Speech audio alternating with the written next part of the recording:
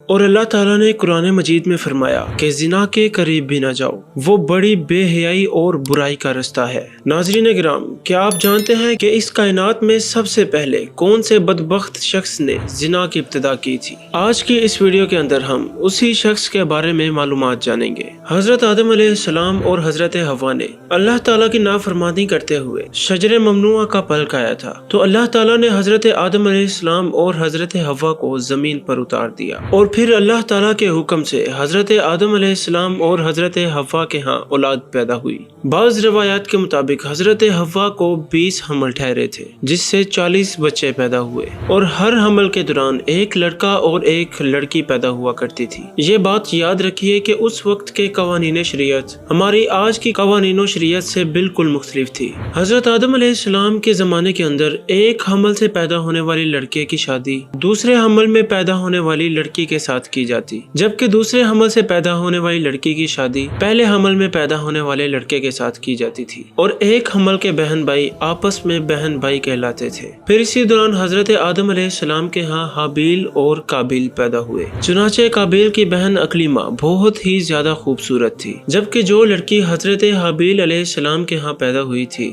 وہ اتنی خوبصورت نہیں تھی۔ چنانچہ جب یہ بچے بڑھ کر جوان ہوئے اور ان کی آپس میں شادی کا وقت آیا تو قابیل نے حضرت حابیل علیہ السلام کی بہن سے نکاح کرنے سے انکار کر دیا، اور کہنے لگا کہ یہ تو بالکل بھی خوبصورت نہیں ہے، میں اپنی بہن اکلیمہ کے ساتھ ہی نکاح کروں گا۔ اور یہ معاملہ اس قدر بڑھا کہ حضرت آدم علیہ السلام نے دونوں بھائیوں کو حکم دیا کہ دونوں بھائی اللہ تعالیٰ کی بارگاہ کے اندر اپنی اپنی قربانی پیش کرو۔ چنانچہ جس کی قربانی اللہ تعالیٰ کی راہ کے اندر قبول ہو گئی وہ شخص اکلیمہ کے ساتھ نکاح کرے گا۔ قابیل کھیتی باڑی کا کام کیا کرتا تھا، جبکہ حضرت حابیل علیہ السلام بکریاں چرایا کرتے تھے، جو کہ ایک شفقت اور محبت والا کام ہے۔ چنانچہ حضرت حابیل علیہ السلام نے اللہ تعالیٰ کی بارگاہ میں ایک خوبصورت بکری کا بچہ پیش کیا، جبکہ قابیل نے ایک ردی گٹھا اٹھا کر جو کہ اس کے کھیت سے نکلا تھا اس نے اللہ تعالیٰ کی بارگاہ کے اندر پیش کر دیا۔ چنانچہ اس زمانے کے رواج کے مطابق آسمان سے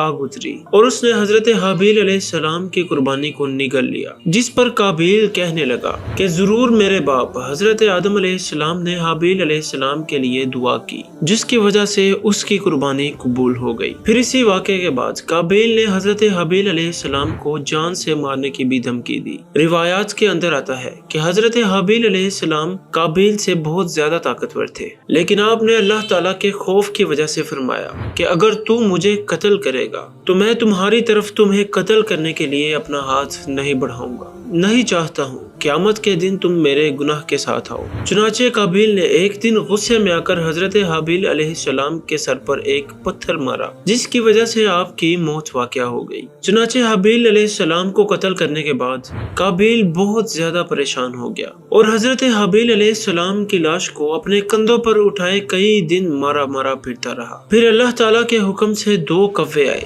اور ان دونوں کووں نے اللہ کے حکم سے قابیل کے سامنے جھگڑا کیا۔ چنانچہ ایک کوے نے دوسرے کوے کو مار دیا اور ایک کوے نے دوسرے کوے کو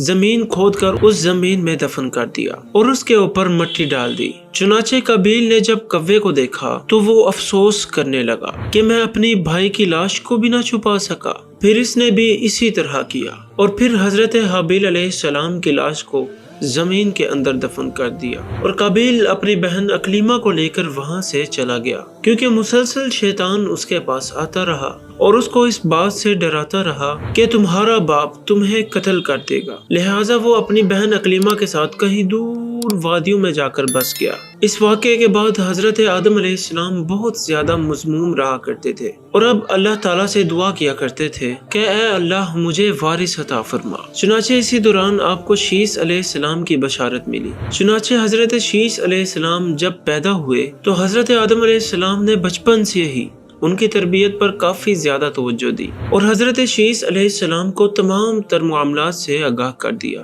چنانچہ جب حضرت شیث علیہ السلام جوان ہوئے تو حضرت آدم علیہ السلام نے اپنے ساتھ ان کو مومنین کا خلیفہ مقرر کر دیا اور انہیں اس بات کا حکم دیا کہ وہ اپنے بھائی قابیل اور اس کی آل اولاد سے دور رہے۔ چنانچہ اس کے بعد پھر حضرت آدم علیہ السلام کے وصال کا وقت آیا تو حضرت آدم علیہ السلام یہی وصیتیں کرتے ہوئے اس دنیا سے رخصت ہوئے۔ چنانچہ اللہ تعالیٰ کے مقدس فرشتے نازل ہوئے اور انہوں نے حضرت شیث علیہ السلام کو حضرت آدم علیہ السلام کو دفن کرنے کا طریقہ بتایا۔ چنانچہ حضرت شیث علیہ السلام نے بھی بالکل ویسا ہی کیا۔ پھر اس کے کچھ عرصے کے بعد آپ کی والدہ حضرت حوا علیہ السلام اس دنیا سے رخصت فرما گئی۔ ناظرین محترم، اس واقعے کے بعد زنا کی ابتدا ہوئی۔ اس کے بارے میں بنی اسرائیل کی روایات کے اندر ہمیں یہ ملتا ہے کہ قابیل اور اس کی آل اولاد ایک وادی کے اندر رہا کرتے تھے۔ چنانچہ ایک دن شیطان ان کے پاس ایک غلام کی صورت میں آیا اور ایک شخص کے ہاں اجرت پر کام کرنے لگا۔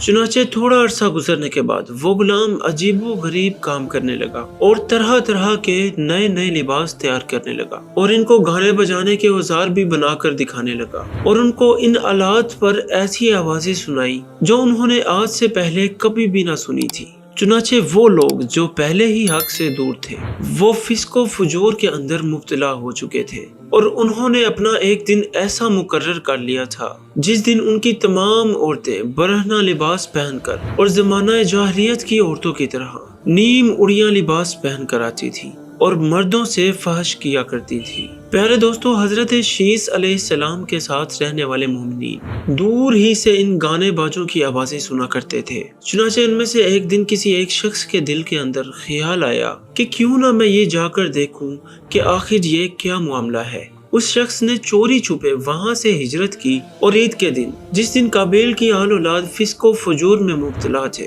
وہ شخص وہاں پر پہنچا اور اس نے وہاں پر جا کر عورتوں کو دیکھا کہ وہ بہت زیادہ حسین و جمیل تھی۔ پیارے دوستو، اس حوالے سے روایات کے اندر آتا ہے کہ حضرت شیث علیہ السلام اور ان کے ساتھ جو مومنین کی جماعت تھی ان کے مرد بہت زیادہ حسین و جمیل تھے اور ان کے ساتھ جو عورتیں تھیں وہ بظاہر اتنی زیادہ حسین و جمیل نہیں تھی، جبکہ قابیل کی آل اولاد کے اندر مرد انتہائی بدصورت تھے اور عورتیں اور لڑکیاں بہت زیادہ حسین و جمیل تھیں۔ وہ نوجوان ان لڑکیوں کے حسن و جمال کے ساتھ بہت زیادہ متاثر ہوا اور پھر وہ شخص واپس آیا اور پھر آہستہ آہستہ مومنین کے لوگوں میں سے بعض کمزور ایمان والے وہاں سے ہجرت کرنے لگے اور ہجرت کر کے قابیل کی اولاد میں جا کر وہاں پر ان لوگوں کے فتنے میں مبتلا ہوا کرتے تھے اور یوں وہ فسق و فجور کرنے لگے اور آپس کے اندر ہی زنا کاریاں کرنے لگے، جس سے زنا جیسی کبیرہ گناہ کی ابتدا ہو گئی۔ Like, share and subscribe.